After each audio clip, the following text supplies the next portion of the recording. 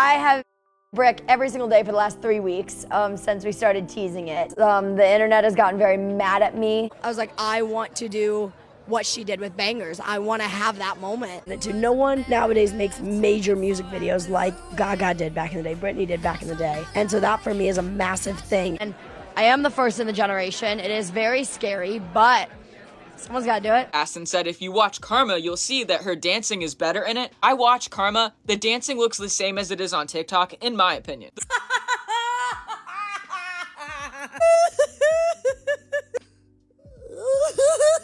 I just want And to say something as outlandish at the age of 20 as you invented the genre of gay pop is achingly disrespectful. JoJo Siwa, whether you love her or you hate her, we still got to talk about her. The whole internet, particularly TikTok, has got themselves in a bit of a spiral with her new music video, JoJo Siwa's new branding, from, you know, JoJo's Bobos or whatever was going on with the bows and the hair. When we think of JoJo Siwa, what I originally thought of was JoJo's Bobos, or when she was with Abby Lee Miller on Dance Moms. Nothing is off limits when it comes to doing what I think will benefit JoJo. She's the Rapunzel of 2013. Your hair is getting really dark. We're gonna need to lighten this up. I have been dyeing my hair since I was like 2, maybe 1.5. I used to watch it when Mackenzie was in it and JoJo was in it and Maddie was in it. This is a little while ago.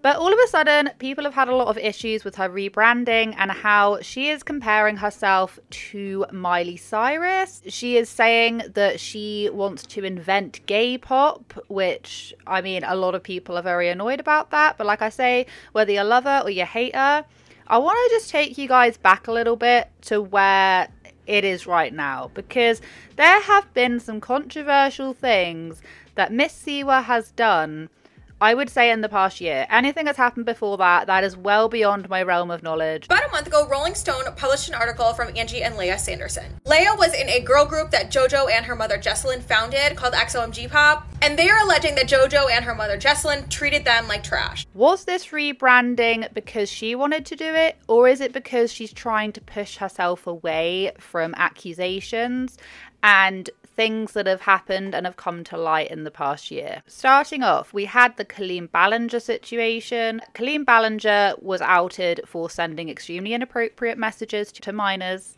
She was also outed for being a member of group chats which had minors in it. I think the youngest was around 13, if I've got that one right. Sending underwear, having a team around her who weren't being very careful with how they were interacting with their fans. To this very day, Colleen has never publicly apologized to those people. I'm sure you guys are very much aware of the Colleen Ballinger situation. I used to message my fans, but not in a creepy way like a lot of you are trying to suggest. It was more of a loser kind of way, where I was just trying to be besties with everybody. Well, JoJo Siwa came out amidst this controversy. Pretty much 90% of the internet was saying, cancel Colleen. We don't need this. We really don't need this. JoJo was very adamant with her stance on, no, she is my friend, and the internet takes a lie and they keep on running with it. This is the first time that I've talked about this, so I just want to make sure I say my exact piece that I want to say. The internet can take a lie and run so far with it, so far that it's to the point where you just can't do anything about it. And I've had that happen to me. I know Colleen very, very, very well.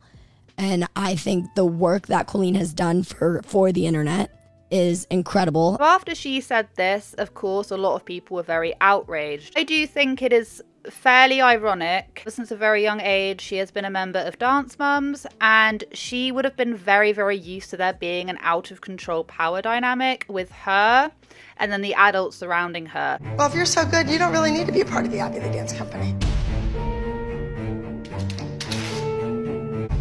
Can you point her picture back up? She deserves to be on the pyramid. She was in the group dance. She deserves nothing.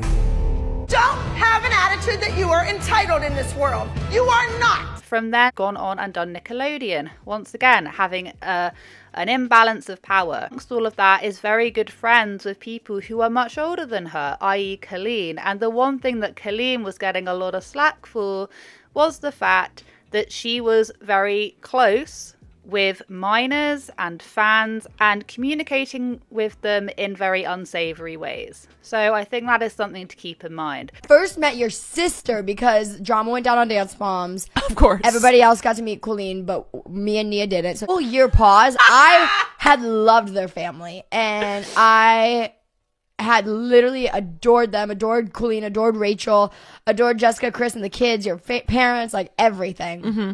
But I just, you know, there was a wall, and so it doesn't matter. I get a message from Rachel that says on Twitter. It's a DM. It's a DM on Twitter. I slid into her DMs. You were also 14, 13? 14, yeah, 14. 14. Okay. Maybe even 13. I get a text on Twitter, a DM that says, "Hey, let's be friends." I shot my shot. I don't think JoJo will necessarily ever realize that the power imbalances present a very big problem. But once again, she is in the Hollywood business, and that kind of stuff happens all the time.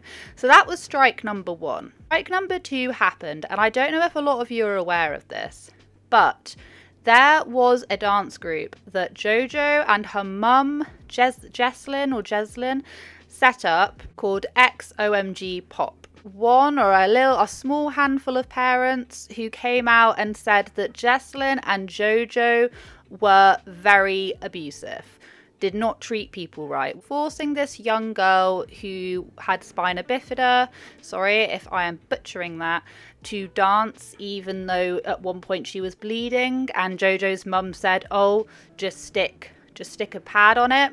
There were a lot of different things that were going on where JoJo almost morphed into Abby Lee Miller. She became Abby Lee Miller. Was in a girl group that JoJo and her mother Jesslyn founded called XOMG Pop, and they are alleging that JoJo and her mother Jesslyn treated them like trash. The bubbly pop group was an initial lineup ranging from ages 8 to 14. It was formed by JoJo and her momager Jesslyn through a reality TV competition called Siwa's Dance Pop Revolution. The Sandersons, who is the family that's speaking out against JoJo and Jesslyn, saying they were subject to insults from Jesslyn and JoJo, grueling rehearsal schedules, and a cutthroat environment that pitted young contestants against each other. The Sandersons alleged that treatment got so bad once the show ended. Leah, who has spina bifida, recalls bleeding through her belly button during a rehearsal, and instead of having Leah take a break, Jesslyn, who is JoJo's mother, told her to put a maxi pad on it and protect her costume. Leah also alleges that after a surgery, she was told to come back to work before the physician recommended recovery period. A lot of very nasty things happened, and JoJo and her mum quickly got to work, disputing the claim, saying that it didn't happen. But there were parents who were arguing that this was a very corrupt situation to be in. JoJo and her mum were going around deleting most comments to do with their social medias, trying to make it seem like it didn't really happen. Contract, the girls were promised $10,000 upon recording their first album, but the Sandersons only received a little more than $4,000 because Jess said she had to pay for the Airbnb where they would stay. A lot of the mothers ended up being so short on funds because they were having to pay for so much as the girls traveled for the group. Angie alleged that at one point, she and one of the other girls' mothers started working directly for Jesslyn, including organizing JoJo's closet and scrubbing toilets in her home for $20 an hour. You're not allowed to say anything. You can't question anything. You're living in fear that you're going to cost your child this opportunity, that they'll get fired, or that we're going to have to get a lawyer. This was not long ago. This was quite recently. So you can imagine JoJo was basically morphed into Abby Lee Miller. JoJo! Have you learned nothing? Now, this, of course, caused a lot of controversy, and there are people out there who believe that JoJo's rebranding is to do with a cover-up. Whether or not that is true, I feel like this can't really be proven. So back on to now. JoJo has in the past come out with videos. She came out with, the first one that comes off the top of my head is Boomerang, which was when she was quite small and she had her hair really fixed up into that high pony that it was pretty much balding her at this point. I'm pretty sure she actually did say at one point that having her hair so far up like that has actually caused her hair to stop growing over here and only grow back there, giving her like a receding hairline at the age of like 16 kind of thing. So now she's come out and she was teasing Karma. And by the way, Karma music video has come out. Oh, it has come out. And the reviews, much like what we were talking about with the whole JLo thing, the reviews came out. Most of them, I'd say about 90% of them, don't critique it, but are laughing at it.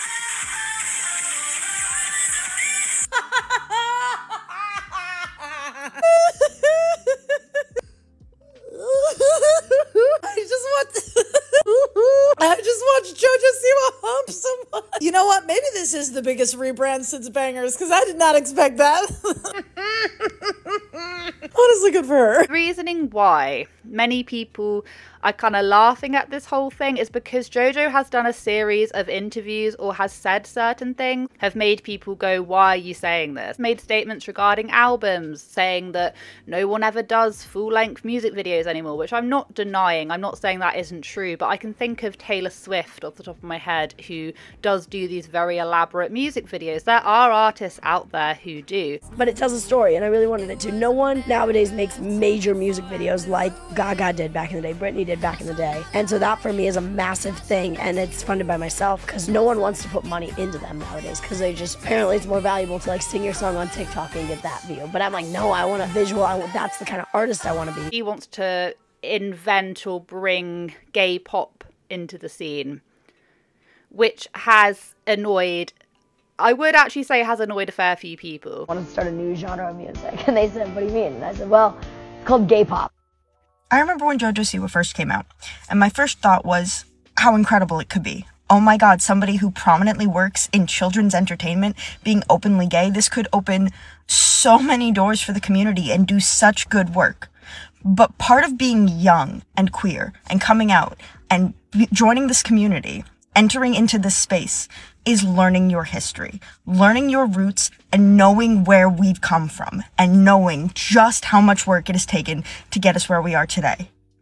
And to say something as outlandish at the age of fucking 20 as you invented the genre of gay pop is achingly disrespectful. You cannot have invented something that has been going on since long before you were born. She turned up to the premiere of something dressed just like this, dressed like that, and that is a very, very Gene Simmons inspired fit, okay? I will put both side by side right here.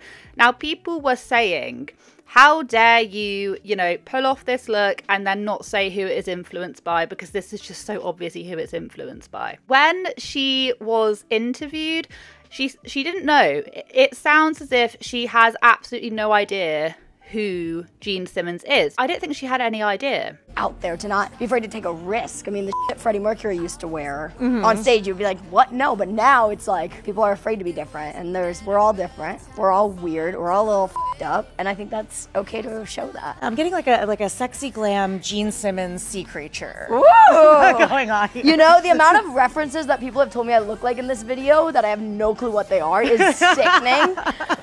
I'm adding that one to the list, but I'll take it. I heard sexy and I heard sea creature. If she was the one actually deciding her own outfits, and I know she's going to have management, but she's made it sound as if this rebranding and everything to do with what she's doing now is purely from her own heart and purely from that way. She didn't really know who Gene Simmons is, and that is a direct, like, even down to the facial expressions. Either she's pulling our legs and she's joking, or she really has no idea, and it's just that her management said this is what you should wear. Make things even more interesting. If we're gonna stay on that topic of this may not necessarily be directly from her.